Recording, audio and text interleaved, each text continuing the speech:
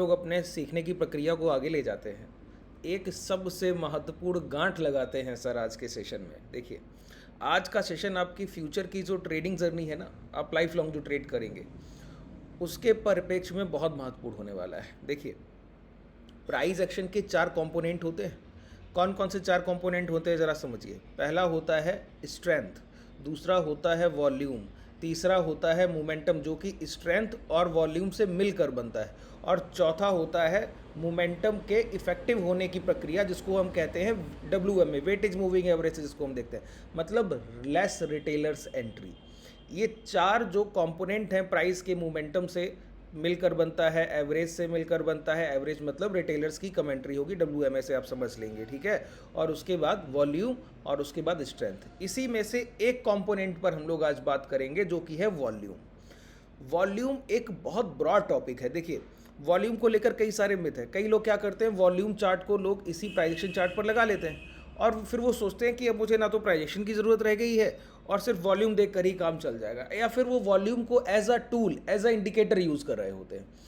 मैं आपको बहुत जिम्मेदारी से बोलता हूँ, प्राइजेक्शन के बाद जो चीज़ सुप्रीम है वो है प्राइस का एवरेज, और उस एवरेज से स्ट्रेंथ पता लगेगा, रिटेलर्स की एंट्री लेस है या ज़्यादा है वो पता लगेगा, और उसके बाद वो वॉल्यूम। इस पूरे सेशन में मैं आपको ये क्लियर कर दूंगा कि वॉल्यूम कितना महत्वपूर्ण है जब आप ट्रेडिंग करने बैठे। हम इस पूरे सेशन में किसी एक सेटअप पे बात नहीं करेंगे, आपके माइंडसेट पे बात करेंगे। एक बार इस सेशन को आपने कंप्लीट देखा, यकीन मानिए कल से ही आपकी ट्रेडिंग में एक अमूलचूल परिवर्तन देखने को मिलेगा। समझिए ज़रा, यहाँ पर हम लोग इंडिकेटर में जाके वॉल्यूम को आसानी से प्लॉट कर सकते हैं, ठीक है। ये जो मैं डीमेट यूज़ कर रहा हूँ, ये धन का डीमेट यूज़ कर रहा हूँ, इसका लिंक आपको डिस्क्रिप्शन में मिल जाएगा। यहाँ पर ट्रेडिंग व्यू का जो चार्ट रहते हैं और वो चार्ट IQ के चार्ट जो हम लोग यूज़ करते हैं, वो दोनों चार्ट्स आपके लिए फ्री ऑफ कॉस्ट उपलब्ध रहते हैं, ठीक है। इसका लिंक डिस्क्रिप्शन में आप अपना ओपन कर सकते हैं। अगर आप हमसे जुड़ना चाहते हैं तो टेलीग्राम का लिंक भी डिस्क्रिप्शन में ही है सर, ठीक है, वहाँ से जुड़ भी सकते हैं। देखिए, ये वॉल्यूम यहाँ पर प्लॉट हुआ। एक वॉल्यूम का टर्म होता है जिसको हम कहते हैं वॉल्यूम वैलिडेशन। जैसे कि ब्रेकआउट और ब्रेकडाउन वैलिडेशन होता है ना, कल के सेशन में अगर बात करें तो मैंने आपको एक ही बात बोली थी, क्या, कि प्राइस में जब तक ये हाई ब्रेक होकर एक आवरली कैंडल क्लोज नहीं होती है, हायर साइड मोमेंटम आप नहीं देख सकते। तो कल के सेशन और आज के सेशन में अगर आप कंपेयर करें तो कल भी हम लोगों ने गैप अप देखा था, पहली कैंडल नेगेटिव क्लोज किया, उसके बाद प्राइस बदल गया, क्योंकि ये पिछले 2 सेशन का एक रिपीट प्राइजेक्शन था, दोहराव किया गया था। हम लोगों ने कल के सेशन में समझ लिया था कि आज प्राइस में रिपीटेशन नहीं होगा, तो गैप अप के बाद प्राइस लगातार कमजोर ही है, कोई मोमेंटम मॉर्निंग मोमेंटम के अगेंस्ट नहीं हुआ, ठीक है। तो हम लोग क्या कर रहे थे, ब्रेकआउट वैलिडेशन की बात कर रहे थे कल के सेशन में, क्या कि अगर ये प्राइस 50,000 के ऊपर एक आवरली कैंडल क्लोज करेगा, जब वो आवरली कैंडल के हाई ब्रेक होंगे तब हम एंट्रीज करेंगे। ये है ब्रेकआउट वैलिडेशन, कि जिस कैंडल से ब्रेकआउट होता है, जब उस कैंडल का हाई ब्रेक होगा तब ब्रेकआउट का वैलिडेशन होता है कि हाँ ये सही है या नहीं, तो एंट्रीज होती हैं लॉन्ग की। इसी तरीके से ब्रेकडाउन वैलिडेशन, इसी तरीके से सर होता है वॉल्यूम वैलिडेशन। अब वॉल्यूम वैलिडेशन क्या है, अगर सिर्फ आप वॉल्यूम वैलिडेशन के कॉन्सेप्ट को समझ गए ना, कोर कॉन्सेप्ट को, तो आपको मैं जिम्मेदारी से कहता हूँ आने वाले जितने ट्रेडिंग सेशन आप ट्रेड करेंगे अपनी लाइफ लॉन्ग, वॉल्यूम को कभी आप छोड़ नहीं पाइएगा, और बहुत इजी टू ट्रेड है। सिर्फ आप उसके माइंडसेट से जुड़िए। देखिए, जब आप बैंक निफ्टी या निफ्टी के इंडेक्स स्पॉट प्राइस पर ट्रेड करते हैं तो हम वॉल्यूम्स को नहीं देख सकते, क्योंकि यहाँ पर कुछ ट्रेड नहीं हो रहा है, ये सिर्फ रिफ्लेक्शन है जो इसके अंडर स्टॉक्स का परफॉर्मेंस है, ठीक है। तो हमको कभी इंडेक्स को ट्रेड करना है तो हमको फ्यूचर्स के चार्ट पर जाना होगा, अगर वॉल्यूम का यूज़ करना है तो। जैसे कि निफ्टी को अगर हमको देखना है तो निफ्टी फ्यूचर पर आना होगा। ऐसा इक्विटी के शेयर्स में नहीं है। जैसे आप इन्फोसिस को देखना चाहें, HCL टेक को देखना चाहें, रिलायंस को देखना चाहें, HDFC को, वो सारे स्पॉट प्राइस नहीं है, वो एक खुद में एक इंडिविजुअल इक्विटी है जिनकी खरीदारी और बिकवाली बाजार में की जा रही है, तो वहाँ पर डायरेक्टली आप इक्विटी पर ही वॉल्यूम देख पाते हैं। समझिए, ये निफ्टी का चार्ट है। ब्रेकआउट और ब्रेकडाउन वैलिडेशन की तरह वॉल्यूम वैलिडेशन कैसे होता है, समझिए। वॉल्यूम वैलिडेशन होता है प्राइजेक्शन और volume, total number of volume के एक कॉम्बिनेशन से।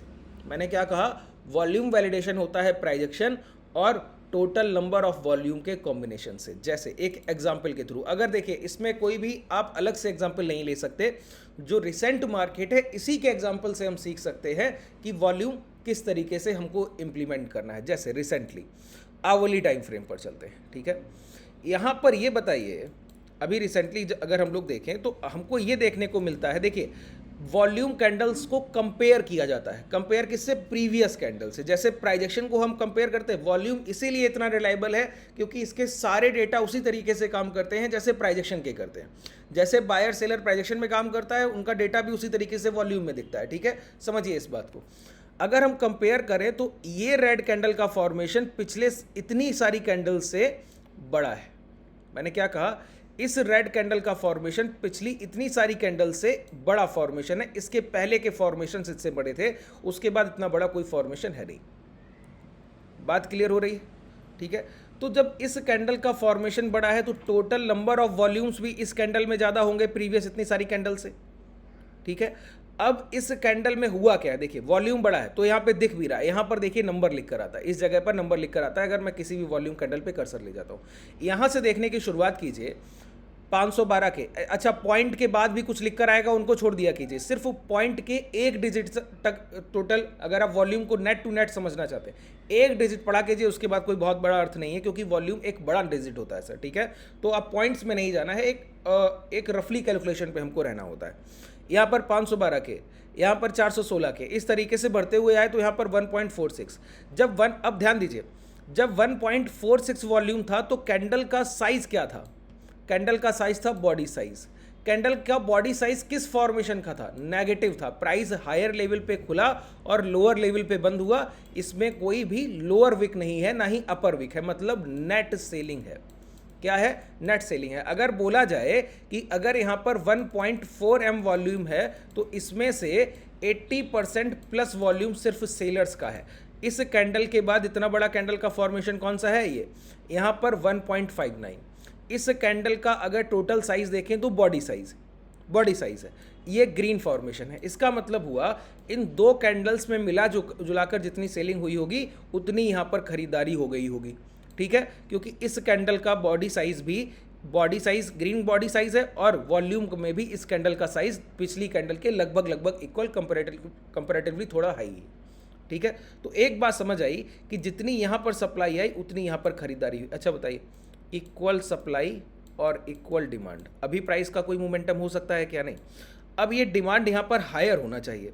अभी आपने प्रीवियस सप्लाई के बराबर डिमांड रखी है। देखिए ये क्या कर रहे हैं, हम प्राइस से वॉल्यूम को वैलिडेट कर रहे हैं। यहाँ पर दोनों कैंडल बॉडी साइज हैं, इस वजह से हम ये नहीं कह पाए। इसमें अपर और लोअर विक का बहुत बड़ा इंपॉर्टेंस होता है, ठीक है। बहुत ध्यान से सुन लीजिए।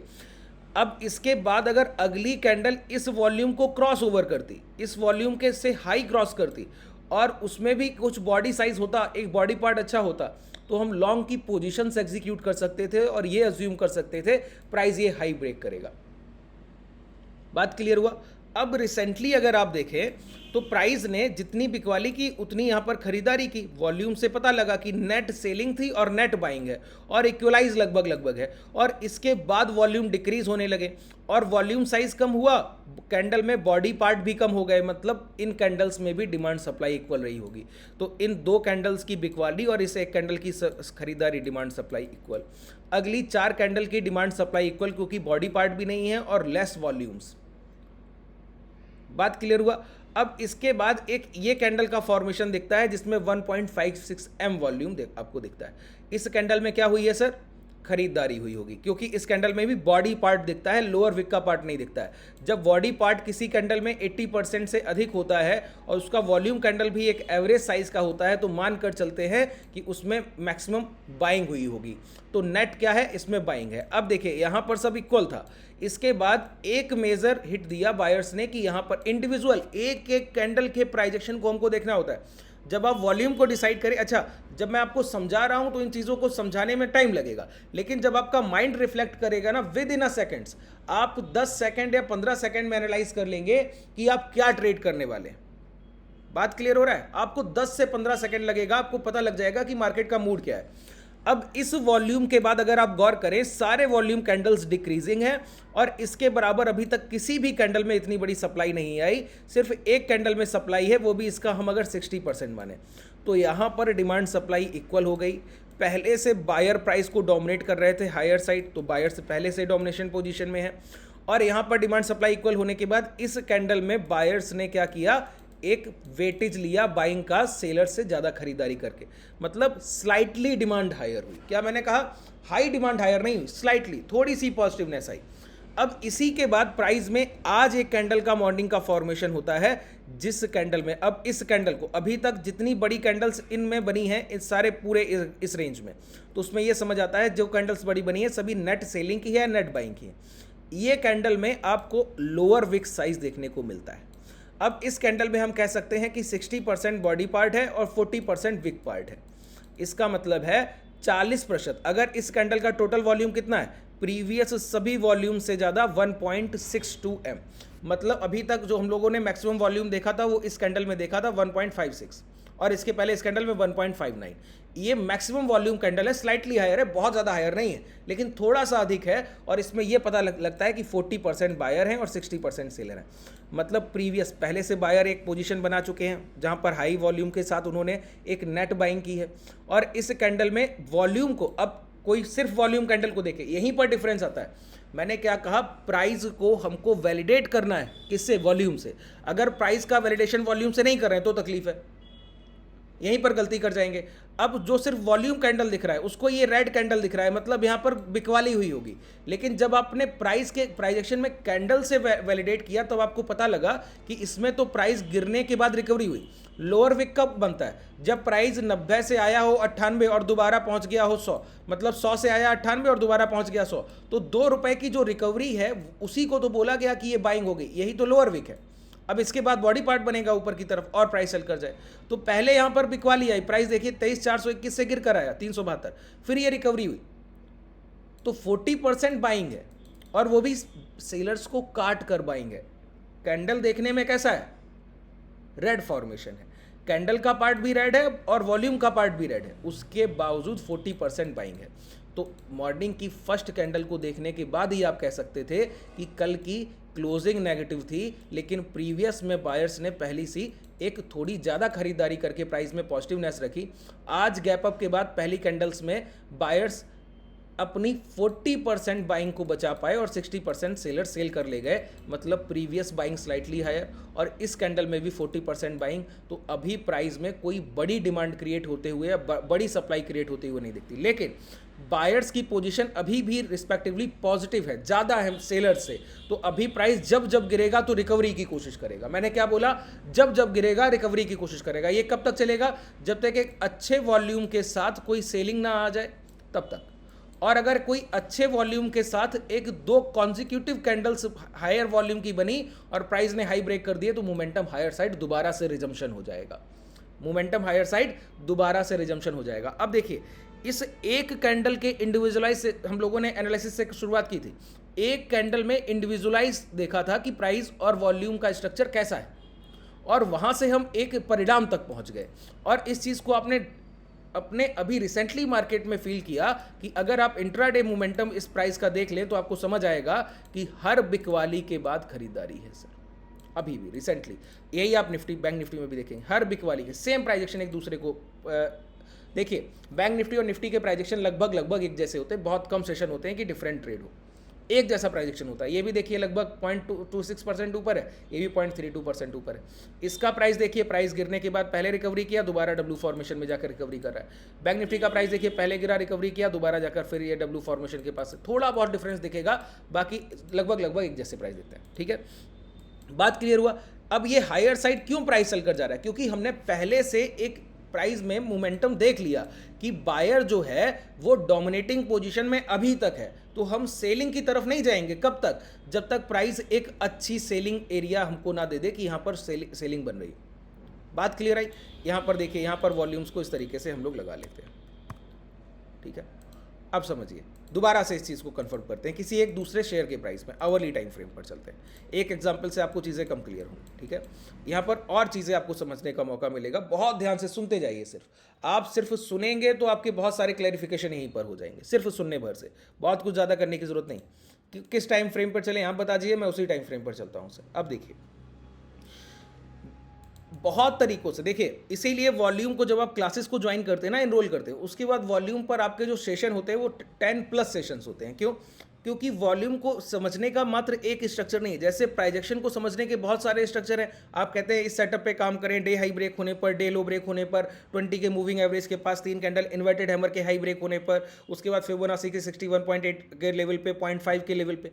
तो जितने ये प्राइजेक्शन में बिहेवियर है ना, इतने ही सेटअप्स आपके बनते हैं, इतने ही फॉर्मेशन वॉल्यूम में बनते हैं। समझिए, सिर्फ बायर सेलर के एक तकनीक से कि बायर और सेलर का डिफरेंशिएट करना होता है, ये देखना होता है कितना डिफरेंस आ रहा है सेलिंग और बाइंग में, और उसको वैलिडेट करना है प्राइजेक्शन से। बस इतना काम करने लगे, कभी आपको तकलीफ आए तो बताइए। देखिए, प्राइस हायर डायरेक्शन मोमेंटम है। प्राइस क्या है सर? हायर डायरेक्शन मोमेंटम में। और हायर डायरेक्शन मोमेंटम में एक बड़ा बॉडी साइज कैंडल बना जो कि गैप अप में, और गैप अप के बाद पहली बॉडी साइज कैंडल, मतलब ये पूरी खरीदारी हुई है और इसमें डिमांड हायर है। इस कैंडल के बाद क्या कोई इतनी बड़ी कैंडल का फॉर्मेशन यहां पर दिखता है? नहीं दिखता है। मतलब अभी तक बायर्स विप्रो में डोमिनेट कर रहे हैं। कब तक करेंगे? जब तक 461 का प्राइस नहीं निकल जाएगा। सिंपल एक एनालिसिस, एक कैंडल ने बता दिया। ठीक है, क्या विप्रो में बायर्स डोमिनेट कर रहे हैं, और ये तब तक करेंगे जब तक ये प्राइस का लो नहीं निकल जाएगा। मतलब 460 के एसएल के साथ विप्रो लगातार लॉन्ग की पोजीशंस में बना हुआ है। ठीक है, अब यहां पर एक कैंडल आपने देखी वॉल्यूम की जो कि नेगेटिव है, लेकिन इस कैंडल से इस कैंडल का साइज कितना कम है सर, और इस कैंडल और इस कैंडल के बॉडी साइज में कितना बड़ा फर्क है, इस चीज को अब थोड़ा इन डेप्थ जाके समझना होगा। देखिए, जब वॉल्यूम का साइज इतना बड़ा है वॉल्यूम कैंडल का, तो एक कैंडल का साइज कितना बड़ा है एवरेज, और यहां पर वॉल्यूम का साइज बहुत कम है लेकिन कैंडल का पार्ट कितना बड़ा है बताइए।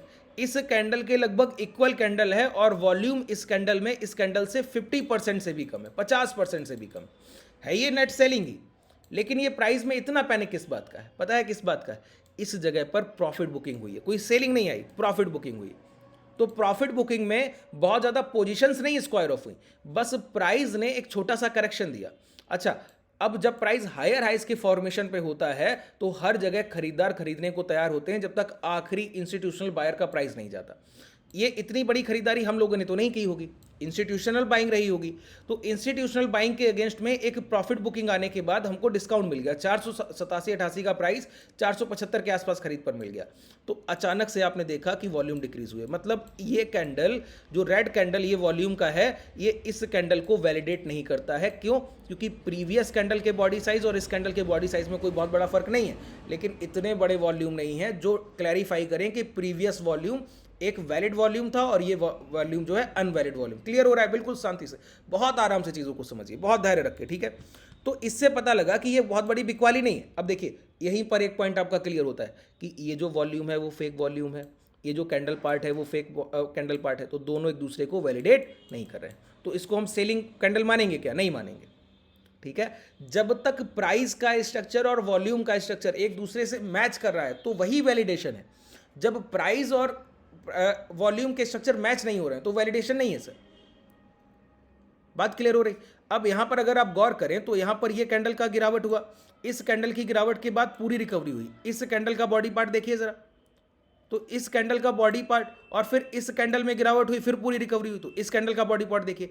अब ये दोनों कैंडल वैलिडेट कर रही हैं किस बात को? कि इस कैंडल में भी उतने ही वॉल्यूम थे लगभग, और 60% से ज्यादा रिकवरी कर दी थी खरीदारों ने, खरीदारी करके जितनी बिकवाली उतना खरीद लिया था। यहां पे फिर वही हुआ कि जितनी बिकवाली हुई उससे कहीं ज्यादा खरीद लिया, तो थोड़ा सा स्लाइटली वॉल्यूम भी प्रीवियस कैंडल से हायर हो गया। तो वॉल्यूम ने बताया कि बायर्स लगातार सेलिंग का विरोध कर रहे हैं। जैसे ये हाई ब्रेक हुए तो कॉन्जिक्यूटिव 2 कैंडल्स आपको ग्रीन मिली, यहां पर लॉन्ग करने का मोमेंटम था, प्राइस ने आपको टारगेट दे दिया। यही एक फॉर्मेशन है ट्रेड करने का, ध्यान दीजिए। यही एक तरीका है इस मार्केट को ट्रेड करने का, वॉल्यूम का वैलिडेशन प्राइजेक्शन के साथ। एक भी सिंगल ट्रेड अगर आपका एसएल के साथ जाता है, मैं यहीं बैठा हूं सर, नीचे कमेंट सेक्शन में बता दीजिएगा, डायरेक्टली कांटेक्ट कर लीजिएगा।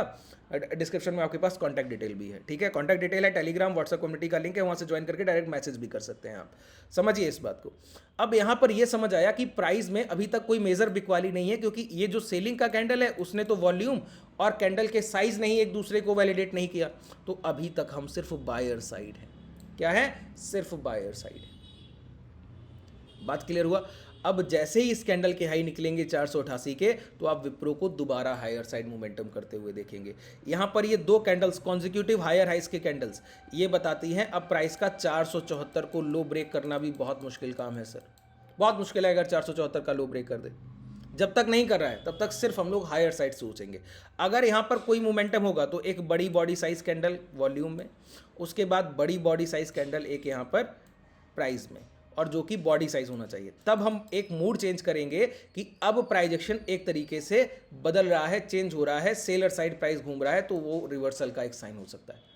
जब तक ऐसा प्राइजेक्शन नहीं तब तक सिर्फ बाइंग साइड है। बात क्लियर हुआ? यहाँ पर हम लोगों ने किसी सेटअप की बात नहीं की, सिर्फ प्राइजेक्शन बिहेवियर की बात की, जिसको हम वॉल्यूम से वैलिडेट कर रहे हैं। वॉल्यूम सबसे महत्वपूर्ण एस्पेक्ट है। मैंने 4 कंपोनेंट के नाम लिए, स्ट्रेंथ, वॉल्यूम, मोमेंटम, और मोमेंटम के बाद रिटेलर्स की लेस खरीदारी। ये 4 एस्पेक्ट जो प्राइजेक्शन में ट्रेडर अच्छे से समझ लेता है, उसको कभी भी लाइफ लॉन्ग अपनी ट्रेडिंग जर्नी में कोई भी तकलीफ महसूस नहीं होगी। ठीक है, चलिए आज के लिए पर्याप्त है। कोई भी डाउट रह गया हो तो मुझे नीचे कमेंट सेक्शन में बताइए। बहुत छोटा सा मैंने सेशन किया, बहुत कम चीज़ों को रखा, लेकिन जितना बताया है अनडाउटेडली आप जाकर देखिए। बैक टेस्टिंग कुछ नहीं होता है, मैं तो करा रहा हूँ क्योंकि आपको समझाना ज़रूरी। जो भी होता है सर लाइव टेस्ट होता है। लाइव मार्केट में जाइए, ट्रेड कीजिए, इसके परिणाम देखिए, जब आपको रिजल्ट्स बेहतर मिले तब बताइए। ठीक है, धन्यवाद।